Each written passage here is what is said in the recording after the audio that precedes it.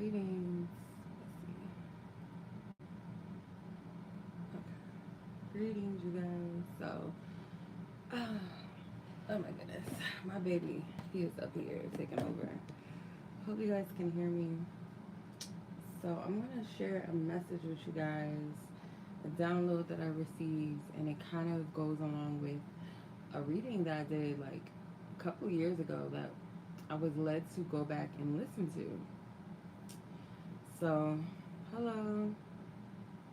So I was led to um this particular, hey, shout out to Amsterdam. I was led to this particular reading that I did 2 years ago in 2020.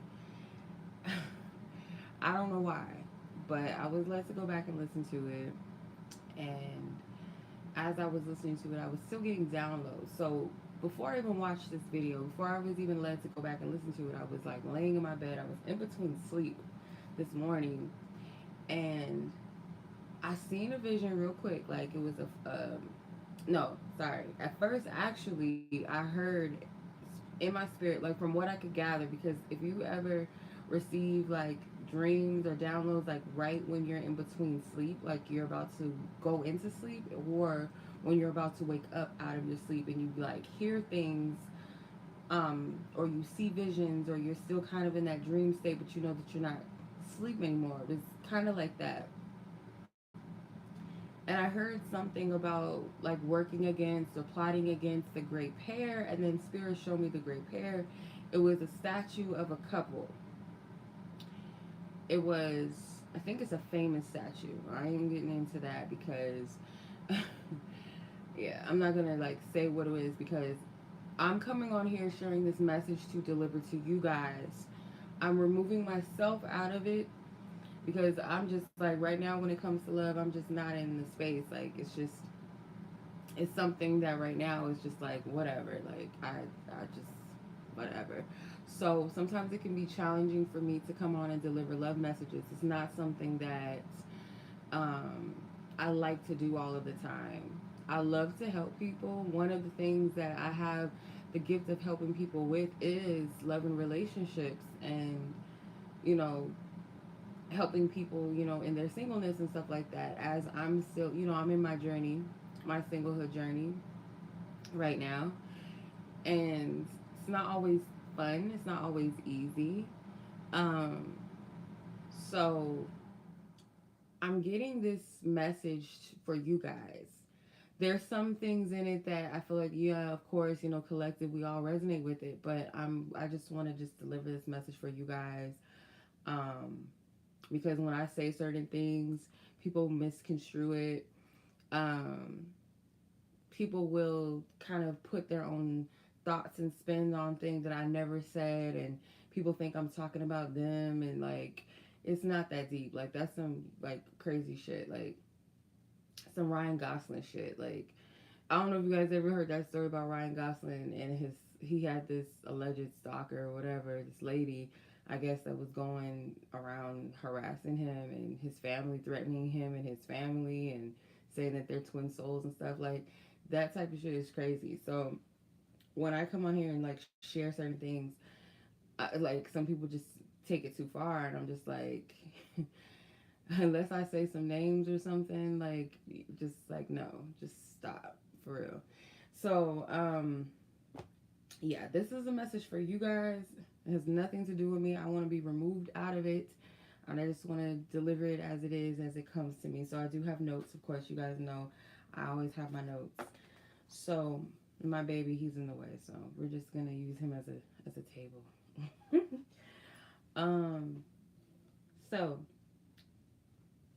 777 pretty much has been popping up a lot lately. So some of you guys may be seeing 777. Just let's call it 777. Some of you guys might be seeing the number three as well. No, sequences of three. You guys might be seeing twos. You guys might be seeing eights a lot, and fours. Okay, any type of like sequence. So let's say you see number 13. Technically, that's a four, right? So 777 can represent for most people like a sign of luck, or something like that, or something regarding fortune. But the number seven can represent completion. It can also represent rest. It can represent perfection, divine perfection. And what that means is that it is whole, it is mature. That is what perfection means, not the world's perception of perfection. Number seven can also represent blessings, divine blessings, can also represent redemption. Number three can also represent the Holy Trinity, it can represent resurrection, can represent completion. The main word that stood out to me was confirmation. So number three can be confirmations. Some of us like our confirmations in three, so that could resonate with you. Restoration as well, number three. Um, Number eight could resonate. Number 20. Number eight can represent infinite, new beginnings, new birth, can represent abundance, power.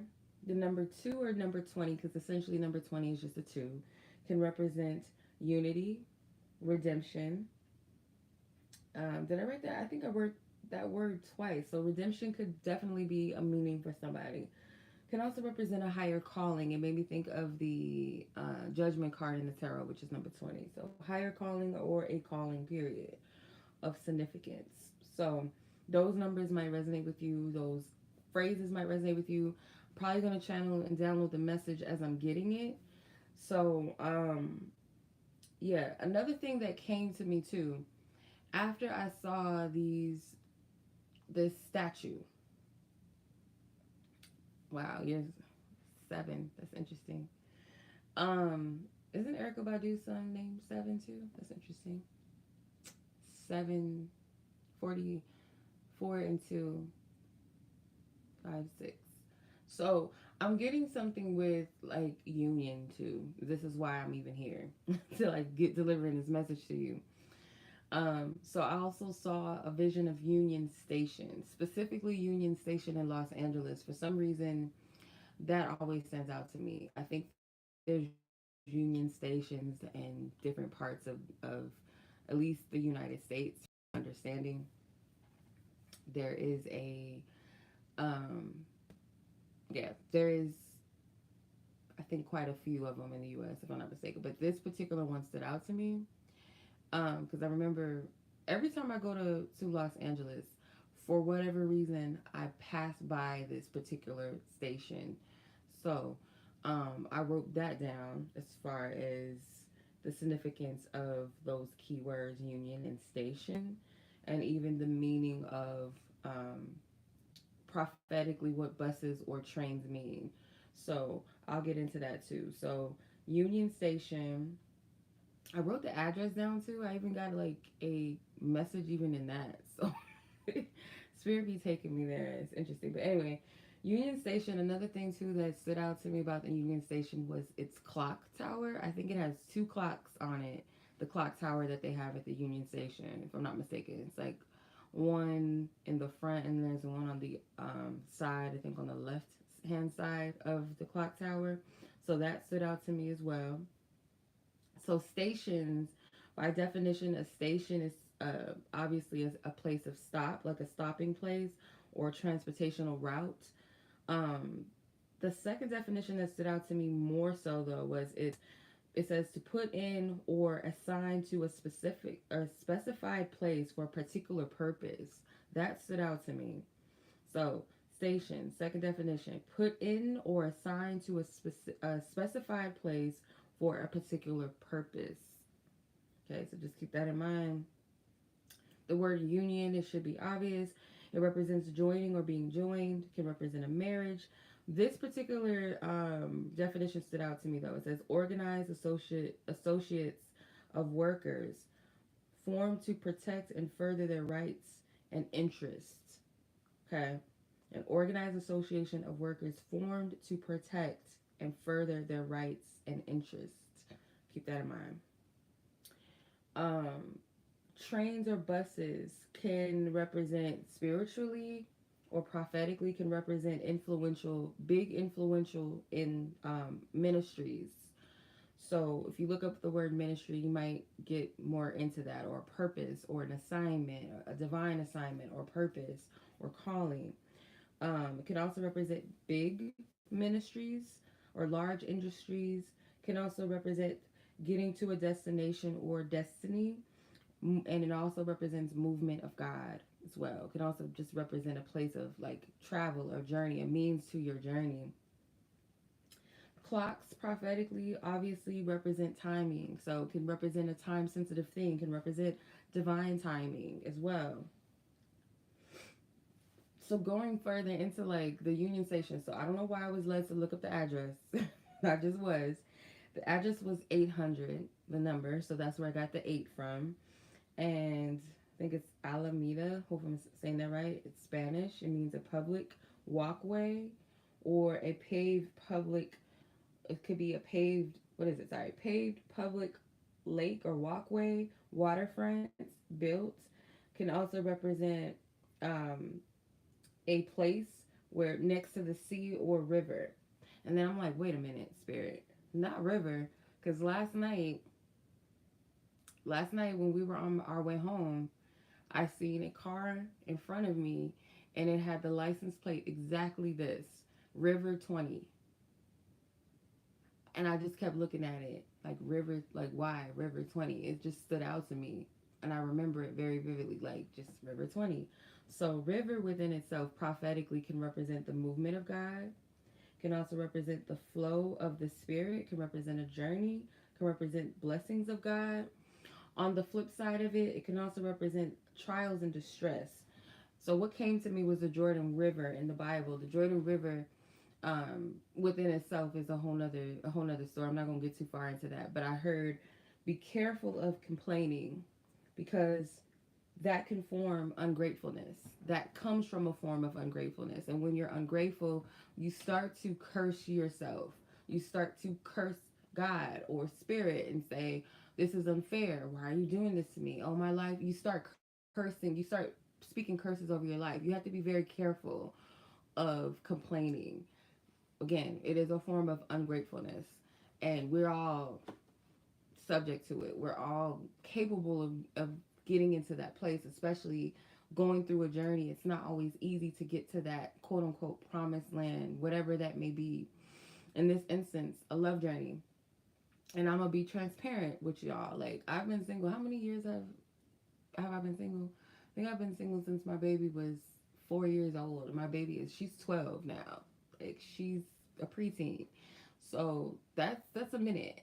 Have I dated in between shortly for some time? Yeah. Like short period, like nothing more than like 2 months. And that's not a frequent thing. Like I've been single long for a minute and I'm not complaining completely because I see the purpose and the reason behind it that I need to be in a place where it's just me and God and focusing on things that I need to focus on and to heal as well.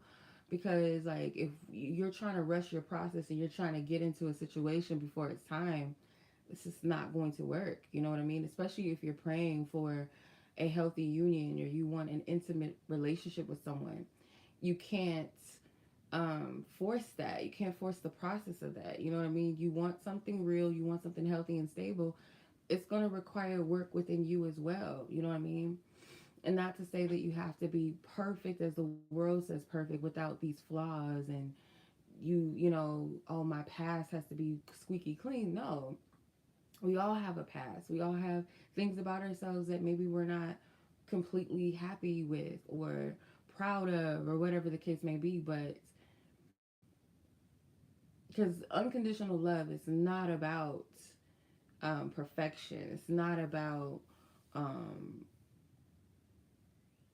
it's not about what can you do for me or I'll only love you if, or if you do this or you do that, then I don't love you and then I'm cursing you out or I'm going to cheat on you. I'm going to do this to you or I'm going to leave you. That's not love. And a lot of us are used to that, especially as children. Like, whether it's family, whether it's just experience and, our parents, our family members, whatever, they may love us in the best of their abilities and some of them they're incapable of loving.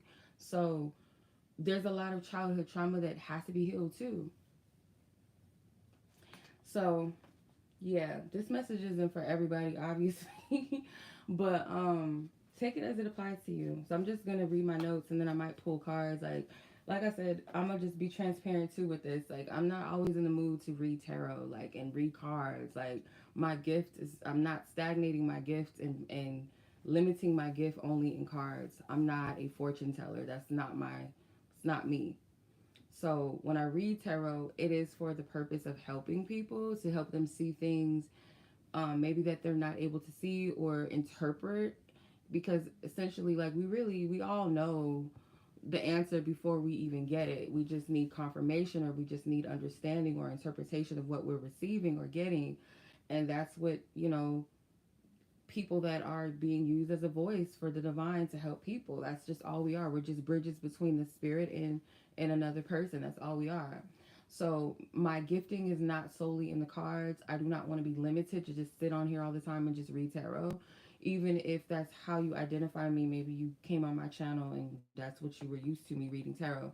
And I'm not doing it every day either, because it's like it's building this codependency for people to always seek out answers from a human. Like, I'm just a human, I'm not God. So anything that you need to know, you can get that within yourself. You know what I mean? Sometimes, like I said, we'll need that support. We'll need that other side or that other voice sometimes. But at the end of the day, like, you have to trust your own discernment. You have to trust your own guidance, your own intuition, and seek God about the things that are concerning you. Everything.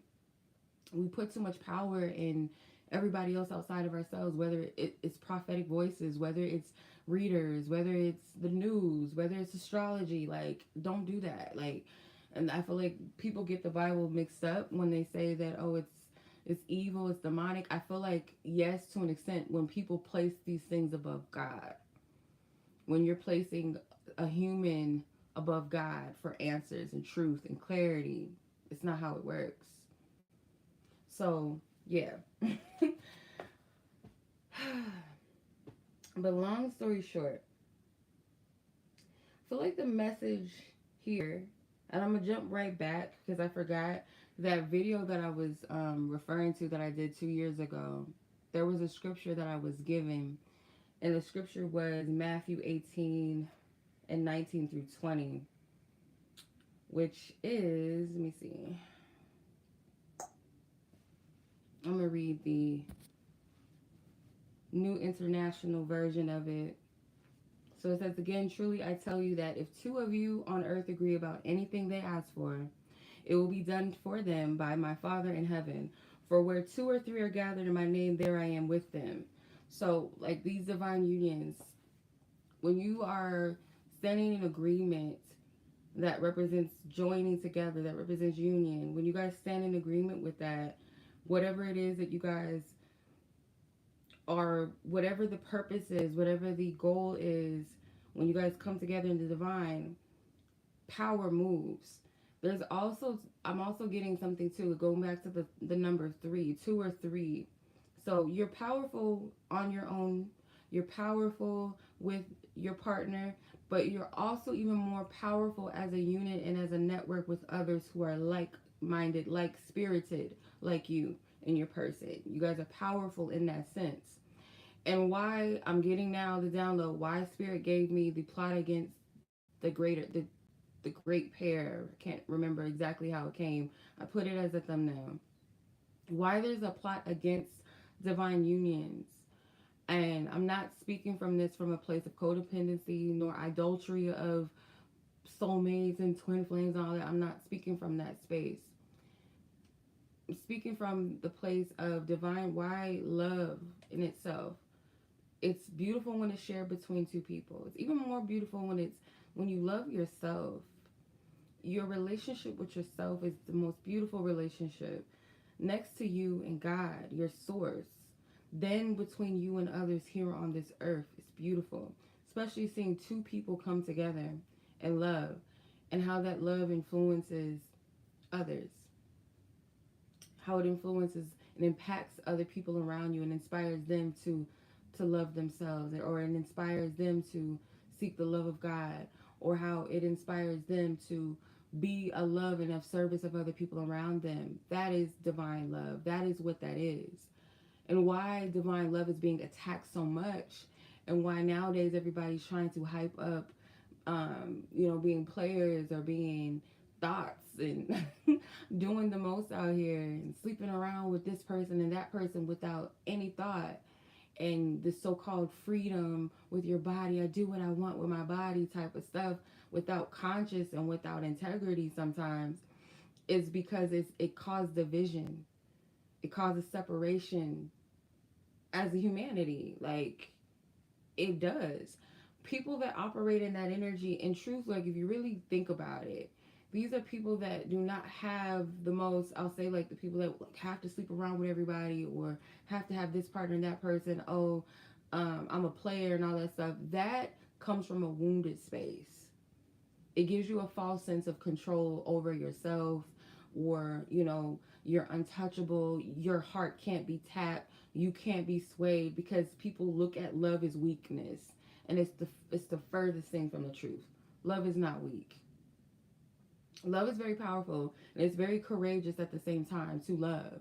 It's easy to walk around and say you don't care, f them, FBs get money, oh, F men get money, whatever, hot girl this, hot girl that, all that. That's fake. And the people that are pushing that stuff, they want love too, where they already are in relationships. So that type of agenda, it's fake. And people that say that is because they've been hurt so many times. They've been hurt and broken and bruised so many times. That's what they think they want. And for some, it's an ego boost to say, oh, I have this person, that person, but there's an emptiness behind it. Sex after a while that's empty, that has no level of intimacy, no spiritual intimacy, no emotional intimacy, no intellectual intimacy, like, those different levels of intimacy. Sex is not the only form of it. So when you lay down with the person and you don't have that intimacy with the person, it's good for a while. And then when you bust that nut, I'm just being real, it's like, okay, whatever. And then you're back to reality. You may not even like the person you just slept with, or it's just like, I just got off and I'm still unhappy. I'm still dissatisfied. It's not enough. And some people will seek multiple partners trying to seek that fulfillment or that satisfaction, and just never comes. It's because that connect is not there. It's lacking. It's not there. So why this gets attacked is because it causes division and separation between people, not just partnerships in romantic sense, but when you have that unit of couplehood, you create a family, you create a community, right? So it starts there. You got to attack that seed first. Actually, you got to attack the single seed, the person that is just as a single individual person. You got to attack them first so that they don't want to pair with someone. And if people are paired, we're going to attack that union of that. And then it attacks the family, it attacks the community as a whole. Not to mention all these politics and all of this man versus woman and black versus white and rich versus poor and all these divisions. That's demonic energy. You know what I mean? What I'm saying? Like, it's demonic consciousness. So, of course, divine unions are going to be attacked. And looking at this world that we're in, it makes you like feel like, oh, that type of love cannot exist, because look at how everybody is. Look at what I've been through. That type of stuff can't exist. That's not true. And why the union or the path to that, why so many people seek it, I do believe that we seek it first from a place of the seed of desire, yes, but also also a form of,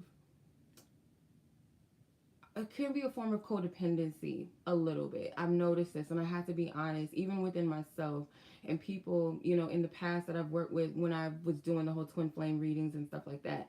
I've noticed that we've all had a lot of healing in the area of codependency and attachment, and kind of creating an idol out of the whole twin flame experience, or idolatry of who we thought is our partner, or who our partner is, and it becomes an obsession, or it becomes such a major factor that you miss the point that this is a journey with self first, and you and God, because you can't get through this journey by yourself, right? So on the good side, on the flip side of this, I do get that this message is representing after a time of rest, because this time of rest is really for you to heal. It is for you to be in a place of solitude and silence, because silence can freak some of us out where we have to do something. We can't sit still. But that moment of silence and there's nothing going on, that is a perfect time for you to connect with yourself and God. Be in that place of centeredness within yourself. And that's where most of the clarity comes. When you're trying to like rush the process, or you just want things to happen, you're missing the point. You're trying to rush to your destination before its appointed time. But there's blessings that are coming. And these blessings are not a result of you earning, because you have to do something to earn it or gain it. It just means it's always been there for you.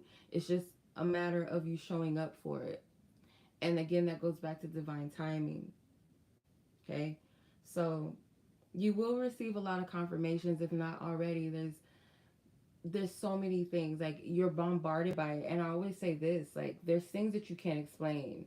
Like, every situation that I've been in, or every connection that I thought that I had, one thing that they all had in common was that, yeah, you're going to see signs of synchronicities in the form of maybe like numbers or dreams sometimes. And some dreams you got to be discerning if it's coming from your own desires, or is it coming from a divine place, you know or something else causing distraction. But one thing about divine connections is that spirit, there's things that you can't explain happening. They're not going to be things that, just mundane. Oh, I feel a connection. Oh, they're so attractive. Oh, I don't know. Like, oh, we both like football. I don't know. We like the same football team. Like, some things, it could be as simple and simplistic as that. Because spirit will speak to us at the level of our understanding. Spirit will speak to us at the level of our understanding. But one thing that I notice is that things will happen in a supernatural way that you can't explain. Like, you couldn't make that happen. You couldn't have manifested that. You know what I mean? Like, it's just things that are just crazy. And I would always say, regardless of the signs and things that you experience, always discern where it's coming from or what it's saying to you. Because we can jump the gun and be like, oh, I saw this number. Oh, this must be a sign that we're meant to be. Discern it more. Like, dissect it. Ask spirit to reveal to you the meaning of that. And sometimes you don't need it, but it's always best to not lean on your own human understanding of things, but seek divine wisdom about it. I always encourage people to do that, because, like I said, in my journey, I could have thought like, a few people could have been my person. And only simply because of little things that I did not discern what it meant at the time, instead of jumping on my own understanding and saying, oh, this must mean this. You know what I mean? You have to be discerning where it's coming from. Why is it here? What does it mean? You know what I mean? And it will help you get a better understanding of what's going on in your situation and where you're at. You know what I mean? It alleviates a lot of confusion. For one, it alleviates a lot of heartache, because I'm sure we've all been there where we thought somebody was our person, whether we were spiritually aware at the time on our journey, or we were just, before we knew all about the spiritual stuff.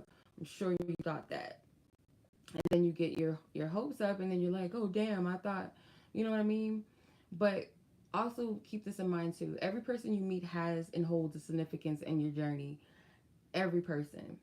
And if you were in a relationship with someone that you thought you were supposed to end up with, or whatever the case may be, that happened for a reason. There's a season, and there's a reason within every season that we have in our life. Period. Every connection that we come into, whether it's romantic or platonic, there's something you can take away from it.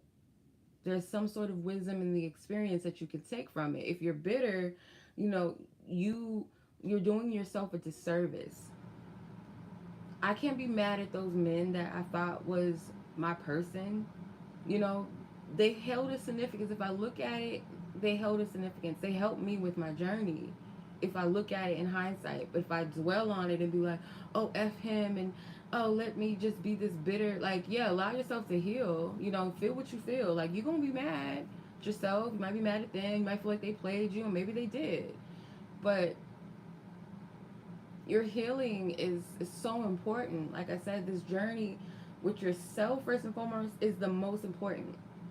Because if you get into another relationship not knowing who you are, what you're supposed to do in life, or what gives you life, what gives you passion, what you really like, what you really deserve in love, what you really seek, and what you really need, then you're just getting into another karmic cycle. You're getting into another um, codependent situation. You're getting stuck in something that's not for you. I had this conversation with one of my girlfriends. I was like, at the time, I didn't know. Chenoa didn't know what she wanted or needed. At the time, I didn't.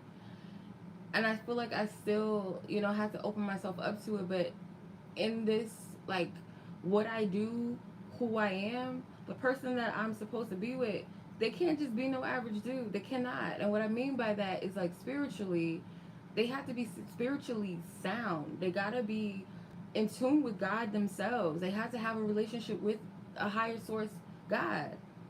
They have to be in that space, that capacity to even be able to lead a relationship, our connection, be able to protect me, family, whatever. And I'm not just talking about physically protect, but spiritually protect. Have the eyes to see above and beyond, not looking to control or manipulate me, or look at me as a subservient person or being that's beneath them. That's not love. It's not divine. Women are not footstools. We're just not. And who I am in God and my calling and my purpose, it's precious. It has to be protected. God, of course, protects me. We're protected by God first and foremost, but whoever we're with, like, we got to be able to trust them with our not only our heart, but with the path that we're called to. If somebody comes into your life that doesn't have no direction in their life, they're a crazy spirited person, they're sleeping with that person, they're getting drunk all the time, they're smoking all the time, and there's nothing wrong with smoking. It's not, I'm not saying that anything's bad necessarily with it. Everything is done in intent. But a person that does not have a clear mind, does not have a clear direct purpose, their heart is all twisted up and effed up, and they have pridefulness and stubbornness and arrogance and lustful spirit, that person, they cannot walk with you. What good are they going to do? What good are they going to do to a spiritual woman? And for, you know, let's say men with women or divine feminine, what are you gonna do with a woman that is just like a loosey goose? She ain't got no mind of her own. She's trying to keep up with the Kardashians. She's trying to keep up with, I don't know, Megan Thee Stallions. They trying to keep up with the city girls. They want to look like Megan Fox, and they want to do all this worldly, earthly stuff. They only care about their body. They don't have no mind. They lack intelligence. They lack self-awareness. It's all about looks. It's all about sex. It's all about partying and materialistic things. They have no relationship with themselves. They can't even sit with themselves for 5 minutes. They get their feeding from attention. They don't feed their spirit. So what good is she going to be for you to spiritually edify you, speak life into you? We both have to speak life into each other, but it's like, what good is she? What role is she going to play in your life? Besides just be another headache, just a fine ass headache. That's all she's going to be. She's fine, but she's a headache. She's dead weight. She's fun. She's fun for the time. Can't build with her. And we make the mistake trying to build with the person that doesn't even hold the capacity to show up for themselves.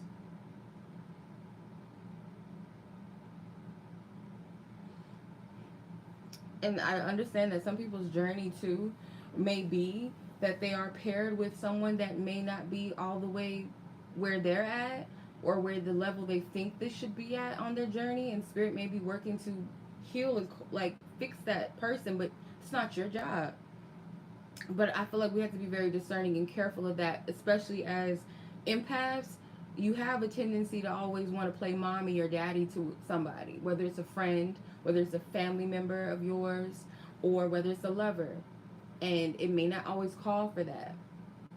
So I would encourage to seek divine confirmation about that. And I never, never, ever, and I will never, ever condone somebody being in a relationship or encouraging somebody to stay in a relationship with somebody that is abusive in any form of any sense of the word.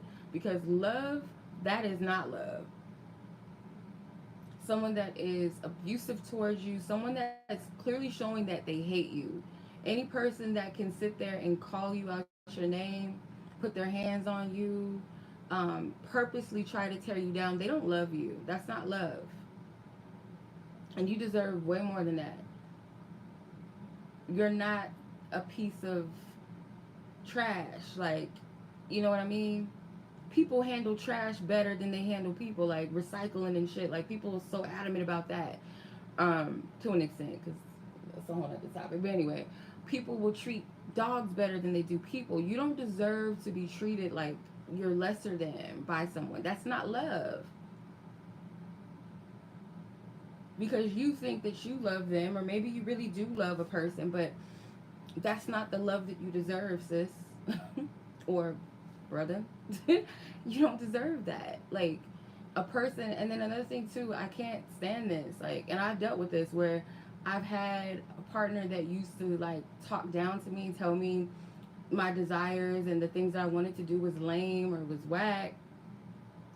They would always try to find a way to tear me down. They would uplift other women in front of me, and then like that jealousy, that hidden jealousy and animosity from your partner should not be there. You deserve a man or a woman that is going to root for you, that supports you, that claps for you, that speaks life into you, that celebrates your victories and feel proud of you. Like, I'm proud of my person to do this and to do, not be like, oh, you think you all that, oh, you ain't, oh, it's, oh, that's cute, oh, you got your little business. Like, that is not love. It's not. And I don't know who this is for, but like, if the only time that y'all get along is when you're in bed together, or when you smoking weed, or when you're drinking, or when you're partying, that's probably, most likely, 9 times out of 10, that's not your person. If that's the only time you can tolerate one another, or they can tolerate you, like, no, it's not your person.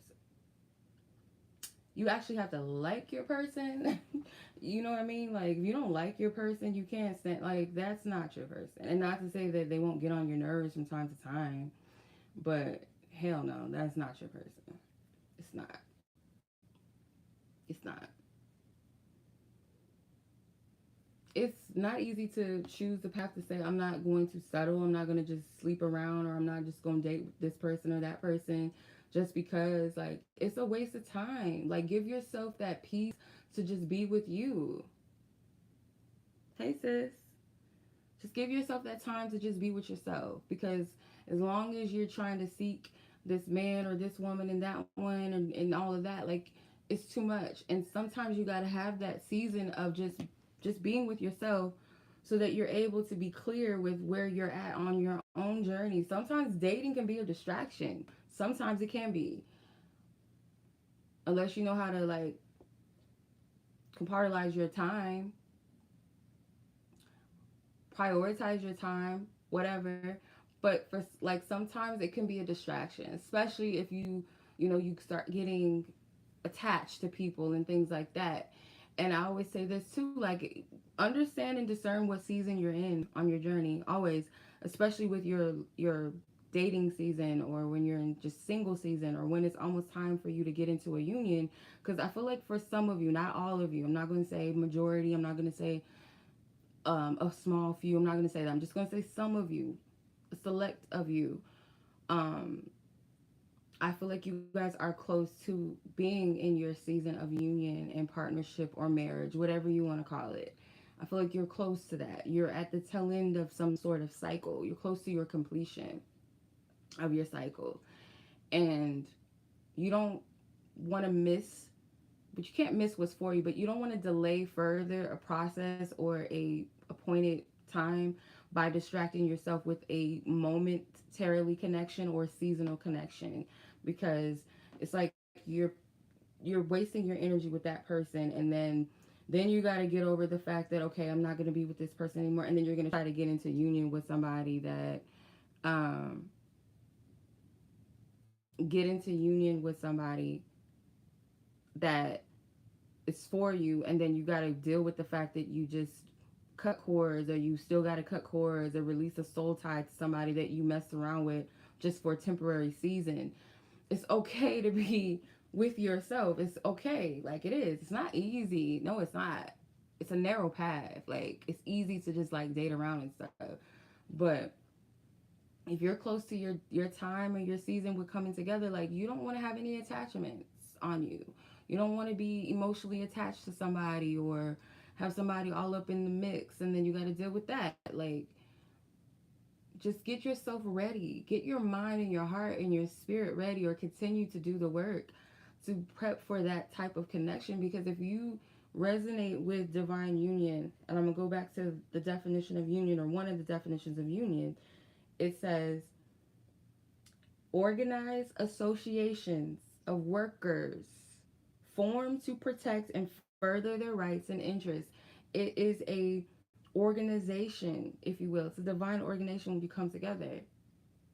It's not just about you and them. It's not just for the pleasure in sex, and posting selfies, and saying you have a man, or you have a woman, or you're married, like idolizing those things when there's no healthy foundation behind it. What good is it? What does it mean to you? What does it mean? Like I said, like when I come and do love readings, it's not always easy for me to do that, because it's like there's times where I don't want to focus on love, and that could come from a place of just being tired and just being like, okay, it's like whatever, like I don't even want to think about it, you know what I mean? And also too, another thing is like, I can't stress this enough, but I do like my peace. I love to I love to be in my own space and solitude at times, and like I just love my own space. Like even with my friends, like I love friends. Friendship is beautiful to me. I love my girlfriends and my guy friends that I do have. Like, but I also like my peace too. I love my solitude. But I understand that when you guys come into like a union with someone, it's not going to just be about you anymore. So you do have to add that extra time and energy with another person. You do have to share your life with the person, like really fully. And that really requires vulnerability. It also requires um what's the right compromise, compromisation, understanding each other. Like that's work. Like you have to consider, and as parents, as mothers, um not baby daddy. Yeah, like even as mothers or fathers, like it teaches you how to love someone outside of you. Like you can't be selfish anymore, because it's not only about you now. You have a child to think about. So same thing with unions in a marriage. Most definitely, marriage is a serious business. It's a contract. Not only, I mean, earth sense, yeah, you got to sign a contract, but on a spiritual sense, it's a contract. It holds weight in the spirit realm. It's honored by God in the spirit. When you marry, it's honored there. People don't take it serious enough. You know what I mean? But I forgot what I was gonna say. Yeah, it may not be an easy journey to be single, especially like having moments of when I say single, I mean single. I mean like you're not, you don't have no situationship. I ain't got no situationships. I don't have nobody that I text every freaking day, see, go out on dates. Like no, I think I go on a date every once a blue moon. I probably haven't been on a date, like a actual date, unless you want to consider. There's one time that I went out on a little coffee date that was whatever, because I haven't talked to that person, because I think they was trying to get some at the end of the night, and no, it's not happening. It's not happening, son. So yeah, that didn't go over too well. But other than that, I have not been in a relationship for years. Like I said, my baby was 4 years old and my baby's 12 now. A coffee date, yes. It was nice. I appreciated it. It was cute. We had a little conversations and talked for hours after that, even after the coffee shop closed. But people, when you go on these little dating sites, because my mom encouraged me to go on a dating site, and I'm like, I don't do dating sites, like for my safety and just like for the purpose that I know most of people on there. Like I know that's not where my person is at. Like I already know, but I'm gonna entertain it just whatever for a time. And I knew it wasn't gonna go anywhere, so it wasn't like, oh my god, it just didn't go well. Oh my god, because I know that's not where my person is at. It's not gonna be on no dating sites. I just know. But I think for like, especially for those of you like that don't have a person, like people, oh, why haven't you got married? Why haven't you had a baby yet? When are you gonna meet someone? Like that stuff gets annoying because they're looking at it as like, oh, it's just easy. And yeah, it is easy to just get in a relationship, but to be with the right person, it's not that easy all the time. It's not just something that just you come across every day. Like it's not. And a lot of people that are in relationships, they're not with the person they're supposed to be with half the time. I can't say most, but I'll say like a lot of people, like they're not. And that's because most people cannot be alone. They don't know how to be alone. They don't, and they don't want to. And there's nothing wrong with wanting to be in a partnership. Like it's beautiful. We all do. I do.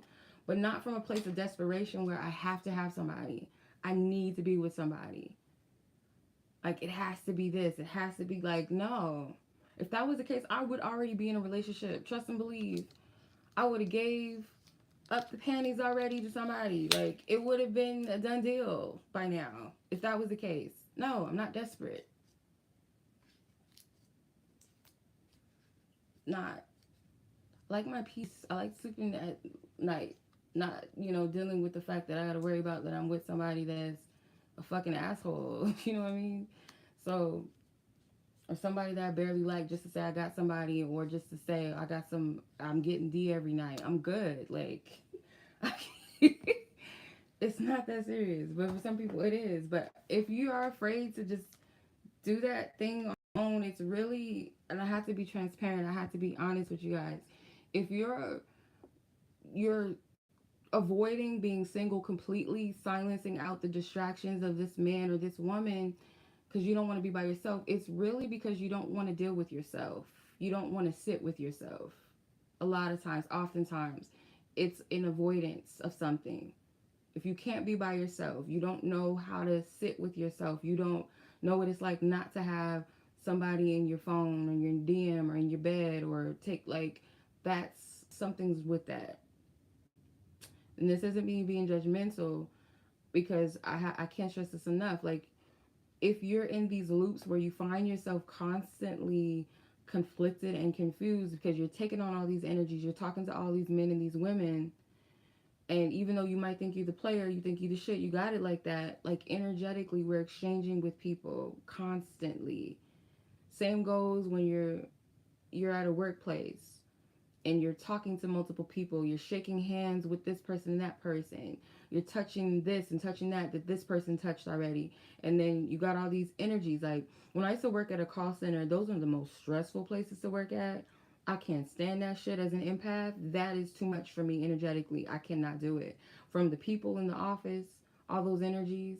And that's why I feel like people are, it's like kind of like a negative, toxic environment. Like people just gossip and there's always drama. It's too much energy in one space. And then not to mention the people that you're talking to over the phone. And then the stress of that and the negativity around that sometimes. Like you get good customers and you might get some stank ass customers like talking crazy to you.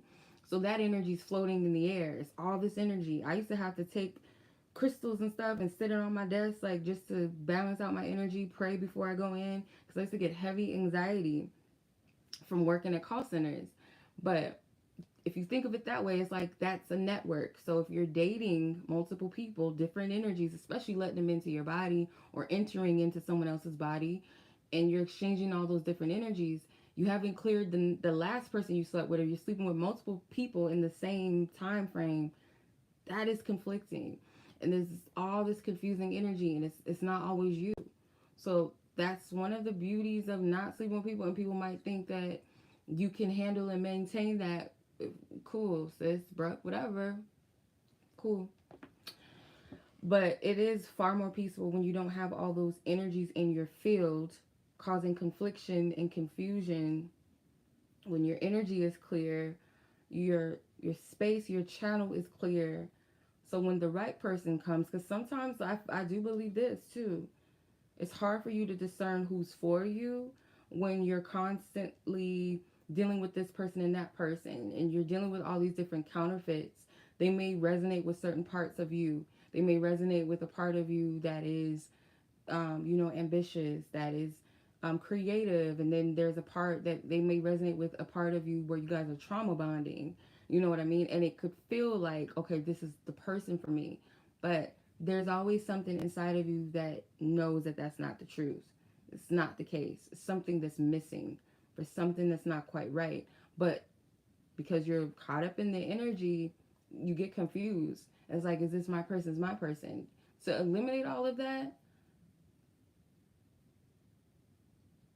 Not telling anybody not to date. I'm just giving you guys, the different elements of it. You know what I mean? Like how that can be conflicting, especially if you're waiting on your person. And what I mean waiting doesn't mean stagnant, not moving, but it means your space is open to align with the right person. But you're entertaining somebody that you know is just for a season. That's dangerous too. It's not the most wisest thing to do. Some people might be called to date for a time or for a season to get back out there, or to open themselves up again, or to accept being courted, or to get into the groove of courting someone. You know what I mean? But when it becomes a distraction, no.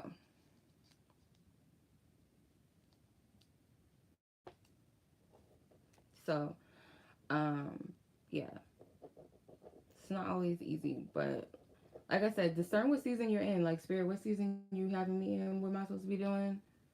What you want me to be doing?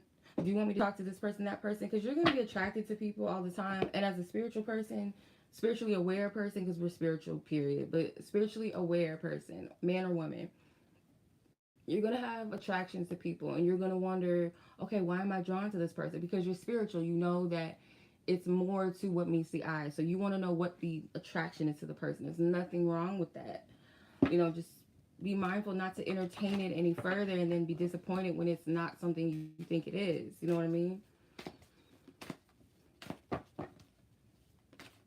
But I would love to coach anybody that is available. I do have love coaching. I do have single people coaching. I have life purpose coaching on my website if you guys are interested. It's a coaching session and reading session for 1 hour, via phone or via video on Instagram, or video call on Instagram. If you're interested, that information is in the my website. I'll put it in the description, and then just go right to my page and you'll find it. Just scroll down a little bit and you'll find my coaching sessions of your choice.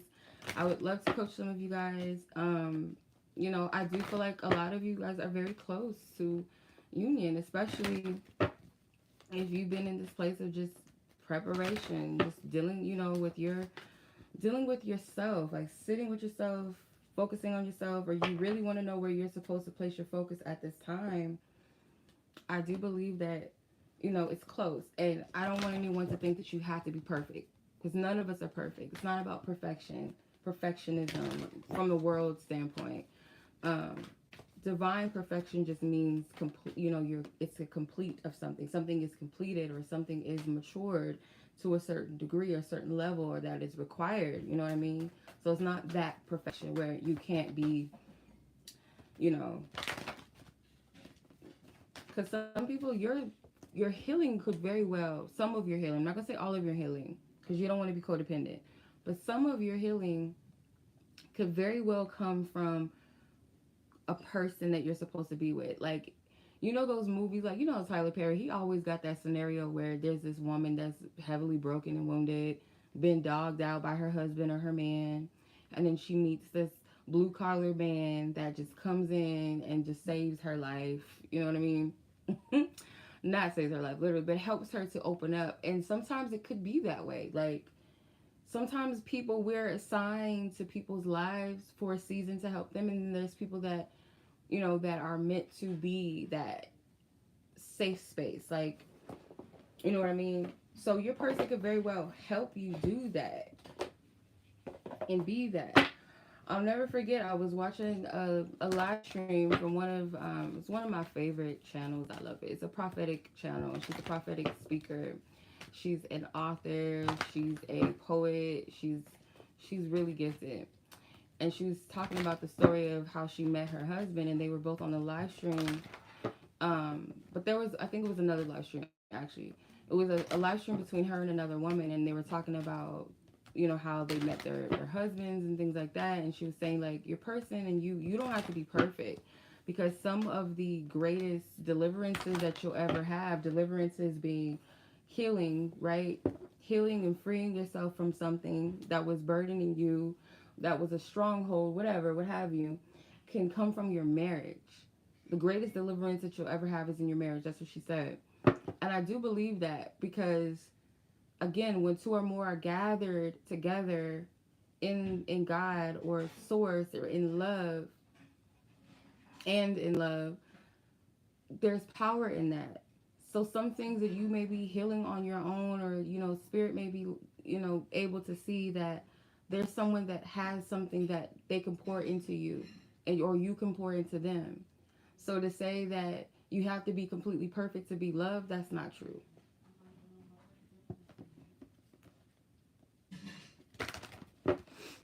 That is not true.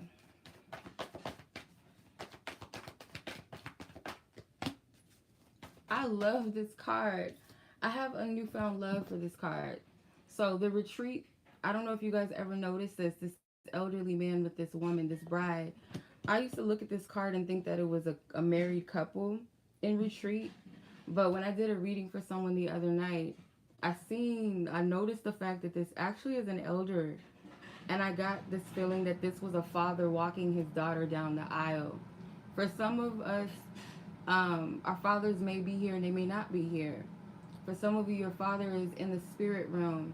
For some of you guys, this is divine spirit as your father. You know, that divine element, the masculine principle of God, being that one that hands you over, and not hands you over in a sense like, get off my hands, but handing you to the person that they know. Because I feel like spiritually, you know how there's a manifestation of things in the spirit realm, in the physical. Like, there's always whatever takes place in the spirit realm, there's a form of it in the physical realm. I hope you guys know what I'm saying. So, like, you know how traditionally a man will ask the bride's father to take her hand in marriage. Do you approve of me asking your daughter for, you know what I mean? Same in the spirit. It's beautiful. God, divine source, giving you that okay, or that person the okay to court you or to approach you. A lot of times it's protection when men or women or something, like, it don't go right, or people don't approach you or something, or people are intimidated.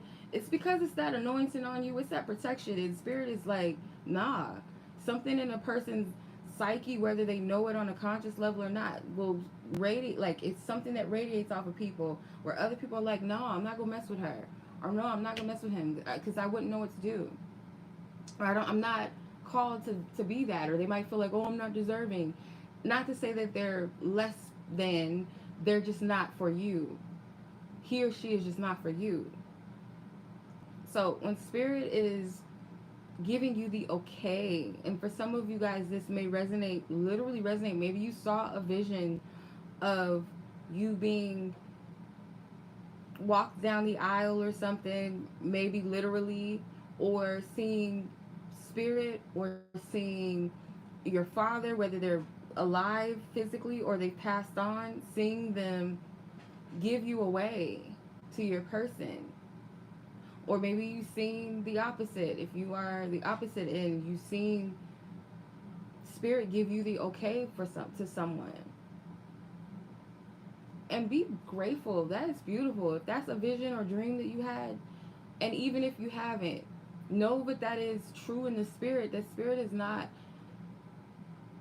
you're precious. The spirit's not going to just allow you to just be with anybody. That's why it may not work out with this one or that one, or it has not worked out with this one or that one, because they weren't it. And that is God's protection over you.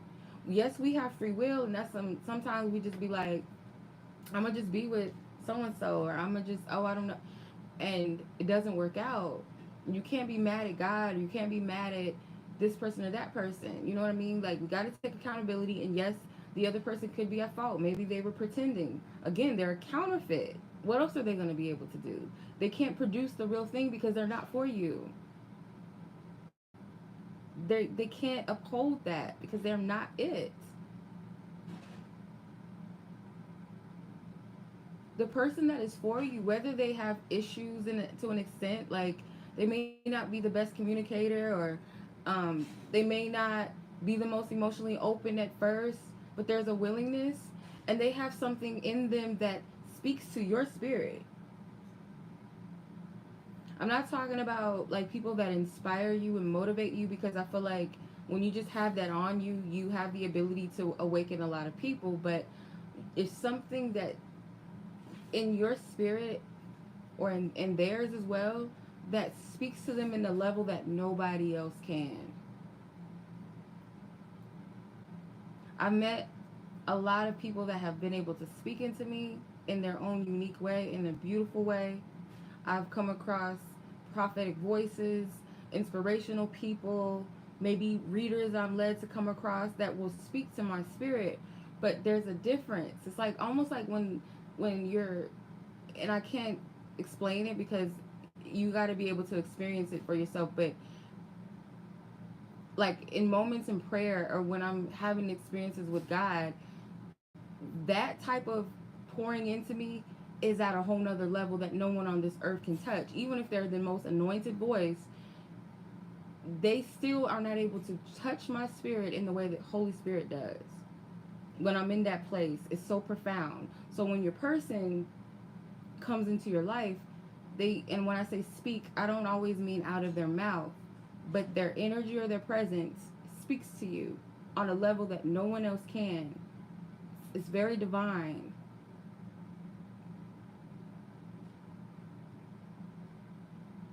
And I feel like that's why a lot of people be like thinking I'm their person, and I'm fucking not. I'm just like, I just have that anointing in my voice, I guess, to speak life into people and to spark them in some way. But your person, there's a level of it that is sacred, that it's not going to make sense to everybody else but just you. So I hope I explained that well, because that still can be misconstrued. People can still flip it and take it however they want to, but no, it's something sacred about it between two people.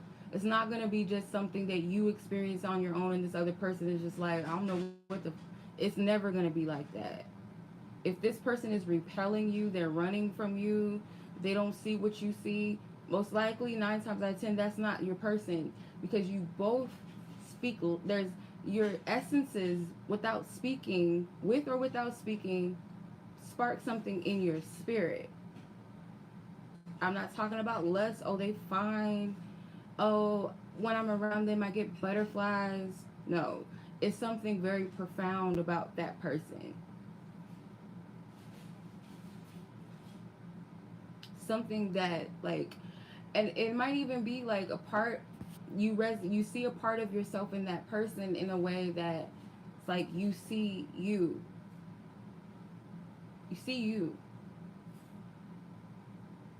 Not saying that you guys got to be the Olsen twins, the Tia and Tamara, or nothing like that, but there's, it's, I spirit, like your signature, your spirit, it's very similar.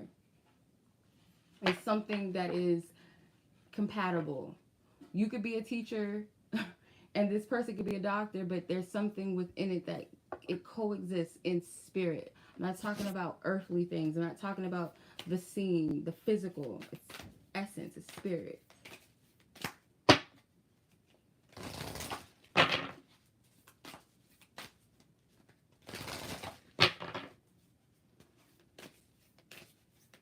And another thing too is that you would find that this person loves you unconditionally. That's another thing. This person holds the capacity to love you unconditionally. This person may not be perfect. You might get on each other's nerves. You might argue. But one thing is certain is that it's never going to be a thing where this person is tearing you down or they're abusive towards you or they want to leave you hurt, because hurting you is hurting themselves. So it's going to be very difficult to do that. You can't do that to your person. You wouldn't dare do that. You think that source God that loves you and created you in their image would hand you off to a man or woman that tears you down, that lies and cheats on you, beats you, calls you names, wants to see you hurt, wants to see you cry, doesn't want to see you prosper in life, is intimidated of you, jealous of you, seeking to sabotage you, even utter or even think to hurt you or anybody around you. That's not, God's not going to put, no, never, never. That's like your earthly father, whether you know your earthly father or not, or he passed away or whatever. They wouldn't want that for you, especially a father with his daughter that truly loves his daughter. He is not going to be for that. He's not. He's not.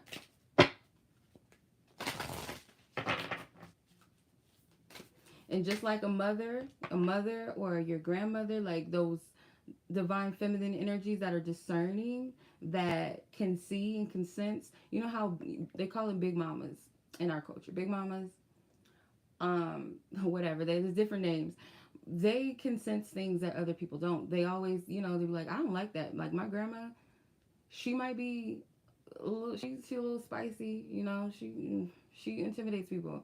But there's a part of her that's never wrong. Even since I was a little girl, she's seen something in a friend that I probably didn't see. She would be right. She'd be like, that little girl's fast, or that little girl's this. I don't like that little girl. Or I don't want you talking to her. Or she knows. She ain't never been wrong. Never been wrong about a person. And the same thing, like your mother or your those divine feminine, those oracles, they can see things that we can't sometimes. So same thing with Holy Spirit. Holy Spirit is the divine essence of God. So Holy Spirit will speak to you and you'll feel something in your spirit is not right about a person. It may not make sense at the time. That's like your mama or your grandmama saying to you, I don't like that person for you. That's not for you. I don't think that that's a good fit. Same thing when you sense those things in the spirit. There's always warnings. Yep. That discernment, that oracles, the maternal, yeah. They can sense things. They do. They don't have to have a reason. They don't got to see nothing. This man could have money. They could have a good car. They could have the Morris Chestnut smile. I don't care. I don't know. That's not your person. They'll look at you and be like, I don't like him. Or something wrong with that girl. I don't like her. Like, you're like, why? She's so sweet. She's so beautiful. No, something off. And it may not even be that the people are bad people. It could just be that they know in their spirit that that's not the person for you. Like, you guys are just not equally yoked. You're not a vibrational match, in other words. So, that's why. So, Holy Spirit will never steer you wrong. They don't want to see you, just like your earthly parents or grandparents, whomever, uncles, aunts that have that true discernment on them. They don't want to see you with the wrong person. They don't. And then there's the other side of it, the dark element of it. The enemy can speak to anybody too, as well. The enemy can speak through your parents, your family. I'm gonna be transparent. My mom be saying some out of pocket shit, and I think it's because she just wants me to be with somebody, but she's not really. So I know better than to take advice from her. I love her, but I wouldn't take love advice from her. Not something sound. No. Because she's one of the ones just like, just get with somebody. Just have somebody. No. No. And I'm going to just be, because it's funny to me. I don't know if he's watching, but my one of my friends, he's gay.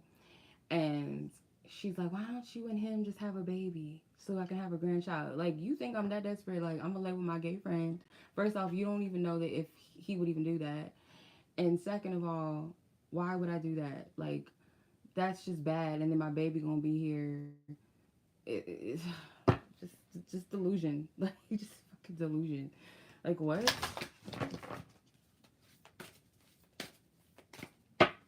No, thank you. Like, never that. Like, no, never. So, no. Crazy. Like, my mom, she's a trip. All right, so you have hope and illumination. Hold the light. Yeah, it might not be easy. It may not be. She's crying. It's not easy to hold the light and hold the torch, or to be a light in a dark space sometimes, or when you're growing through things yourself. It's not always easy, but if you were called to this, you're true to it. You know what I mean? You got it.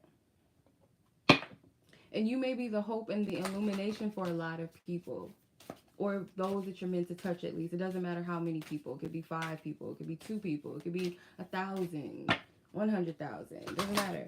You are a hope and illumination to people in your life that you're meant to touch. Some of you guys, I feel like divine spirit, Holy Spirit speaks to you at late nights. You guys might be getting waking up at odd hours in the night, and there's nothing wrong with that. I feel like that's spirit calling you into meditation. Those are quiet, still moments. It may be like nothing going on. It's quiet. It's not a lot going on outside. It's not, too much noise, or if you live in a house with other people, or if um it's just one of those intimate moments. I feel like spirit's calling you to sit, because I do feel like there's something that spirit may have to say to you that brings some type of light and spark to you again, or it gives you that optimism again.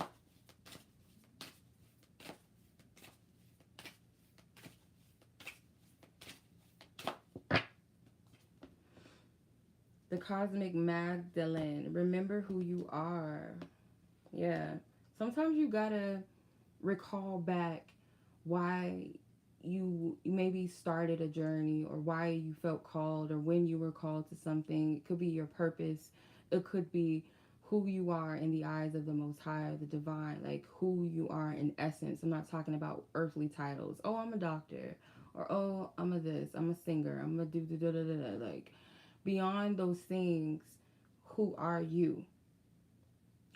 Beyond being a mother, being a friend, or being funny, or being creative, who are you in spirit? What do you represent?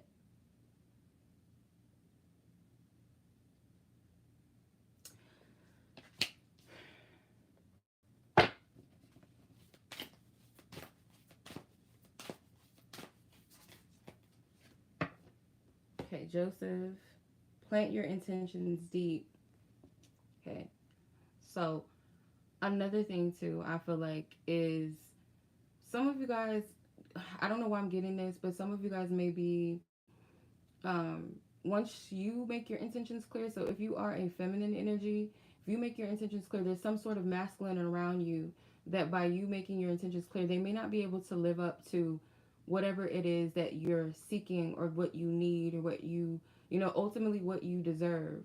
This person may not be able or capable, and that may cause you to have to walk away, of course, because you're not getting what you want or what you need. So you got to walk away.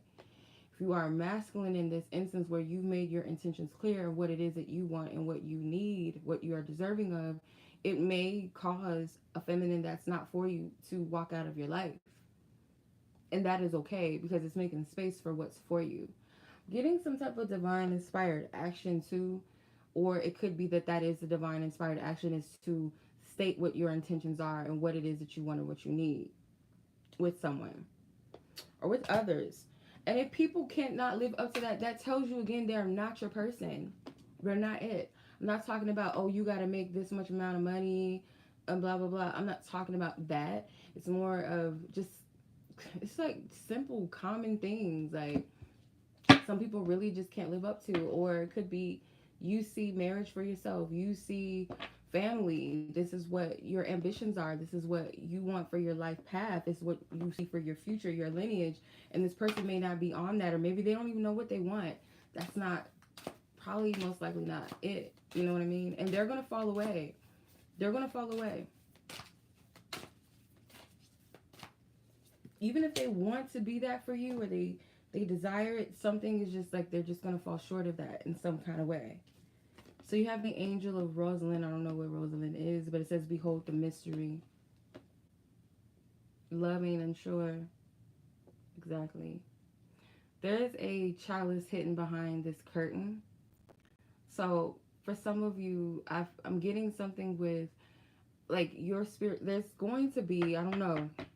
I'm not going to say I don't know. But this is just what I'm feeling and what I'm getting.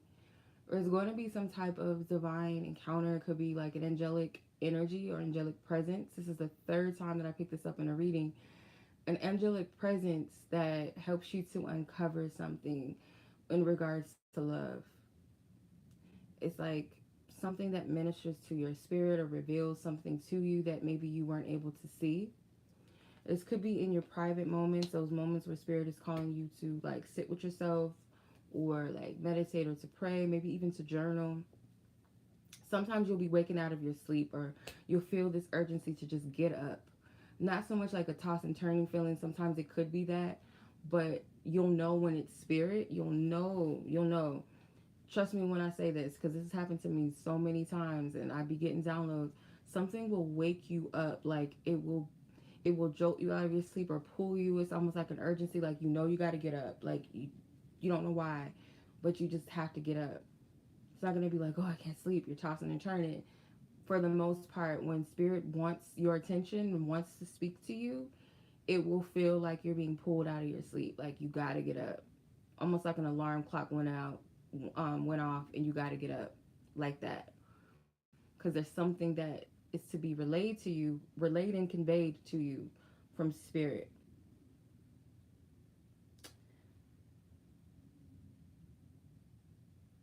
Yeah.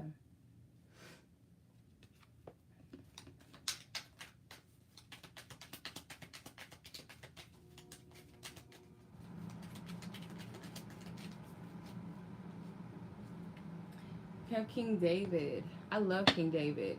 And they call this man, some of you guys know, a man after God's own heart. This is someone that loves God. And when I say God, I'm not talking about religious, from a religious standpoint. I'm talking about source, creator. There's an intimacy that this person will have with God, or that you have with God. I'm getting a masculine energy, obviously, with King David. King David was someone that people, for the most part, overlooked for most of his life. Before he became king, they dethroned Saul. Saul was a king that was not chosen specifically by God, but chosen by the people. Um, I, if I'm not mistaken, his reign was prophesied, but he was chosen by the people. He wasn't necessarily chosen by God. David was called by God to be king, and God had to check Samuel. Samuel was the one that crowned both men as king during their reigns, but God had to check Samuel because he was looking for somebody that had the look. They had a specific type of look.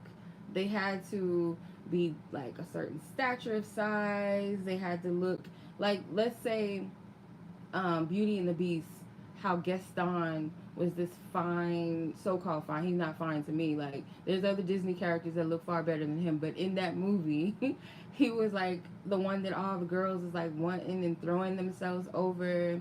He was so full of himself.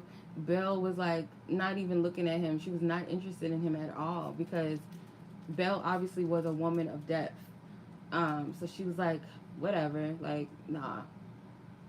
And Beast, she fell in love with Beast. He was a wounded soul. He was broken, and he was bitter from what happened to him, and he had to be humbled. He had to be humbled. But they fell for each other, and that's what I said. It goes back to the message that I was getting, where like you and your person, you're going to awaken something inside of each other. Remember how he said, I think it was her, one of them, I think think maybe they both said it. It was like that scene where they were like spending time together, they were playing in the snow and all of that, and they both said there's something there that I never saw before, or something like that. It awakens, your person awakens something in you and you in them that no one else has the ability to do that. After all that time of the beast being turned into a beast and being bitter in that castle, it was a dark space. All his other people in the palace, his servants and all of that, they all turned into these different fixtures in the house and horses and whatever else they were. I don't remember. Cups and shit, dressers, whatever. They weren't able to make him happy. They weren't able to do that for him. They couldn't be that light until Belle stepped in. She became the light there in that dark space. And I don't want y'all to mistake the beast as y'all having to put up with abuse. No. Because he was a little stank. Like, he had a little bit of an attitude, but he was never, like, too aggressive. He wasn't calling her the B word. He wasn't calling her hoes and all kind of sick things. He wasn't putting his hands on her. Like, he was bitter. He was a hurt person. But he wasn't directing it too much towards her in a way that's very, very toxic, if that makes sense. I know Disney, like, really a Disney movie, but you guys get the point. So, long story short, Saul was that Gaston type of look, and he had a prideful spirit on him, and spirit was like, this is not, God was like, this is not the person. So when King David, before he becomes king, Saul is looking at, or Solomon, or not Solomon, sorry, Samuel is looking at all these people in King David's house, looking at, asking his father, are these all the sons that you have? Because God kept saying, no, it's not him. Because he was looking at the brothers. The brothers was like buff and strong and all this other stuff, right? They had the look. And God was like, no, it's not him. Okay, and then that's when Solomon, I mean, why I keep saying Solomon? Samuel asked King David's dad, is there any other males? You have any more sons here? And he said, yeah, just David. He's tending to the sheep or something. He was doing work in the back. And so David was David from David and Goliath, which was the small young boy that had the courage. I mixed up the stories. No. What story did I mix up? So David as a child, he was the only one that had enough courage to face Goliath. Everybody else could have confronted him, faced him. Nobody else could. So when Samuel comes to appoint David, it was because God told him that that was the person, and corrected him and said it's not about what they look like. It's not about the stature. It's not about the physical appearance of a man, but it's the heart. And King David is that person. He's a man after God's own heart. So it's not about that. It's not about the look. And he wasn't perfect either. He had, he fell short too in his time, in his reign. He fell short.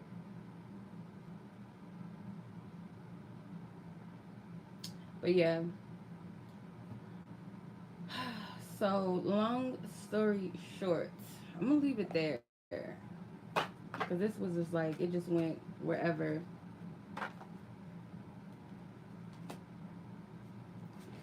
Yeah, Saul was jealous of David. And again, Saul was not God's choice. He was the people's choice. So that could also be another thing too, because I skipped over this card. I didn't pull it out. It was at the bottom of the deck when I was shuffling, but I was like, if it doesn't come out, maybe it's not meant to be. Where's that card at? I think it's the Desert Rose one. Let me see. Yeah, this card. So this card, it says true love cannot hide. There's a passage in the book, the guidebook, where it talks about how your person may not be someone that other people choose for you or would be the choice that they would pick for you. So this person could be different from you in some type of way. Yeah, I don't like the Knights Templar stuff. I don't do it. I almost bought that deck, but some told me not to do that. Let me see.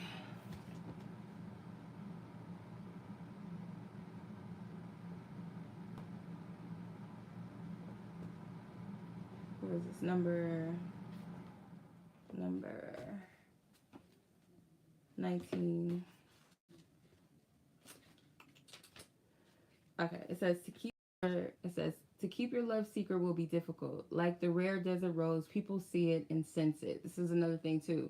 Like other people will witness your connection. Other people will be a witness to it. They may not necessarily all like it, and some people, again, they will be divinely inspired. They will be divinely affected by that connection. So people will be able to witness it or be a witness to the connection. Is something that is undeniable around other people, even if you try to keep it a secret.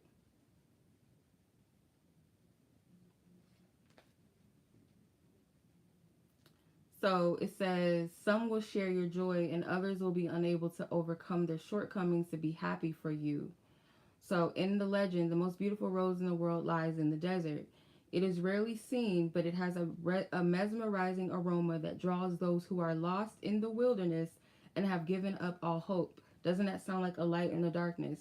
So you, and maybe even your person, there's something unlikely about the two of you, and there's something with you being a light in a place that's deserted, that is without light, without flow, without life, that you come in and you spark that in some instance. It says the rose is believed to be a sign from God. No matter how exhausted you are, beholding the rose's incredible beauty and experiencing its intoxicating aroma will replenish your strength. You will be led out of the desert and out of danger. There is the power of love. It can inspire, restore, heal, and lift your vibration to the highest levels of existence. Mary Magdalene and Yeshua, aka Jesus, would have been absolutely illuminated in this state of love. Their alliance may have caused jealousies among some apostles, as they could not share their bliss or know how to create it for themselves. Find something, if not someone to love and cherish, a pet, a person, a garden of exotic aromas, a vibrant color, fine paintings, music, whatever will raise your frequency to a strong place where negative energies cannot dwell. So, yeah, other people will kind of feel like they're not in on it, this connection, because again, it's sacred. They'll be able to witness that there's something about it because there's an essence, there's a light in this connection, there's power in this connection. It's a divinity, it's a love, it's a light, a love light that goes on. Some, like I said, some people will be influenced by it, they'll be inspired by it, they'll desire it, it'll spark them to seek that light and love within themselves and or exchange it within themselves with another. And then there's going to be those that are going to covet it in a negative way, in a form of jealousy or envy, because they don't understand it or they feel like they're not a part of it or they feel like they can't experience that. So you might have that. There's something about the connection, like I said, it does need to be kept sacred though. Sacred doesn't necessarily have to be secret. Maybe for a time, sacredness may need to be secret, but there's forms of this connection that are meant to be kept just between the two of you in some form of light, if that makes sense. Um, and again, I'll say this, and some of you guys probably won't agree with it, but divine spirit, God, whatever you want to call source, chooses your partner for you. Because again, it's like your father, your earthly father, agreeing or disagreeing to give you away. Or if you are the opposite, someone's father disagreeing with giving their daughter away to you because they can see that you're not for them. And it's not to say that it depends, because some cultures it is like arranged marriages and it goes more so from a place of like class and stuff like that, culture. But your father, in a sense, knows to an extent what they want for their daughter and what's best for them to an extent as well. Just like your divine mother and father, they know what's best and they alert you and tell you, they give you signs, they give you red flags, they give you nudges in your spirit that tell you whether or not it's it or not. There will be an uncomfortability, there will be a hesitance, not to mistake it with fear. But when you really pay attention to your intuition and you go back in time and you think on the moments where you said something wasn't right and you you just don't go for it. You don't go towards it. You don't move towards it. You remove yourself from it. That's because your spirit knows it's not right. As opposed to fear, where it's like, oh, I'm scared. I don't know if I should, shouldn't. That's not coming from spirit. But like, you don't need an explanation sometimes. Like, you already know when something's for you or when it's not. When it's for you, your spirit leaps. There's a joy in your spirit. There's an excitement in your spirit. It's not to be mistaken with lust and infatuation, but it's something within you. It's like, yes, like, I don't know how to explain it. Like, this is how I am. Like, if I hear a message that speaks to my spirit, I'm just like, yes. I might cry. I might start thanking God. I might like just be like, yes, like, oh my God. I might have to stop or put pause on something, or it just speaks to you. So that's how you know when something is for you. Not just only someone, but you know because it speaks to your spirit. It's not something that you hear that just feels good to you, that makes you feel good for a time, and then you slip back into stuff, and then you get back pessimistic, because some people are addicted to um, hearing what they want to hear because it makes them feel good. It soothes them for a time. I'm not talking about that type of thing. I'm talking about something that's like, yes. And I've had that before. I'd be like, I listen to certain people, or I'll read something and it speaks. I can't explain it. You'll know it speaks to your spirit. So it's not like when you see a guy or you see a girl, a woman, whatever, and you're just like, ooh, they fine. Like, oh my God. Oh my God. But it's not that. It's not confirmation. Not to say that you will not be attracted to the person, but the confirmation in your spirit of something, it's a leap in your spirit. It's a joy. It is a spark. It is a, like, in agreement. Your spirit is in agreement. It's the best way that I can describe it. When it's not from God or from spirit, it's not for you, your spirit repels it. Your body repels it. Like, going back to the whole sex thing, like when you have sex with that person, it might be good in the moment. You let loose, and at the end of it, you're just like, you feel empty again. You feel no type of intimacy or connection. It just feels, or you're trying to force it. I remember, because I thought that I've experienced that with an ex. I really did. And when I look back on it, it's because I was trying to create the energy of what I really want. And it never really felt like the real thing. It was like I wanted it to be that. Even though we laid together, it just wasn't, it didn't feel right.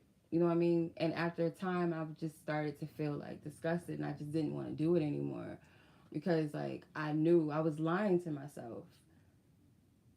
I was selling myself short. So, yeah, your body will even repel the people that are not for you. You know, just like your body will repel food that is toxic or it has poison in it, your body will reject it. It'll spit it out or it'll shit it out. Either one. Or sweat it out. One of them. Your body rejects things that's it's not for it. So same thing with your spirit. Your spirit will reject it. It will be like, something's not right, or ill, like gross. No. You know. Or something's not right. Like, this situation is shit, like gold painted shit. This ain't right. Something's just not right. It looks like gold, but it's shit. It's fool's gold. So, and in some cases, like I said, it's not always that a person is bad or has bad intentions. It just is like, they could be an amazing man or amazing woman, but they're just not for you, again, because they don't speak to your spirit. They could be beautiful, they could be handsome, they can have intelligence, and you know, they could be, you know, into the same things you're into, but there's something that, like I said, you know, something that's not all the way checking out. That's your spirit speaking. So I'm gonna leave it there. I don't want to do too much, y'all, because I can be on and on and on and on like Erica Badu, but we ain't doing that.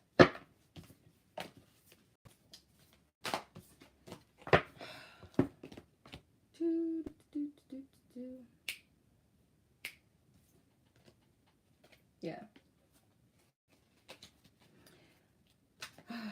That was wonderful. It really was. I was on here for a long time. Yes, sis. I'm sorry I couldn't like answer everything or respond to everything you said, sis, but I appreciate you for being here. And anybody else that has been watching, I know like sometimes like my messages might be a little too much. It might be a little like, oh my God, like what the fuck is she talking about? But those that get it, you'll get it, or maybe later on in time it might speak to you. But I trust that, you know, what comes out of my mouth, like when I submit myself to God and when I get these messages, I just gotta go with it. So I trust that it will reach and touch the ears that it's meant to reach, and it will touch fertile ground for whoever this is for, those that it's for. So I send you guys love and much blessings. Thank you guys so much for watching. And I'll catch you guys soon. Peace.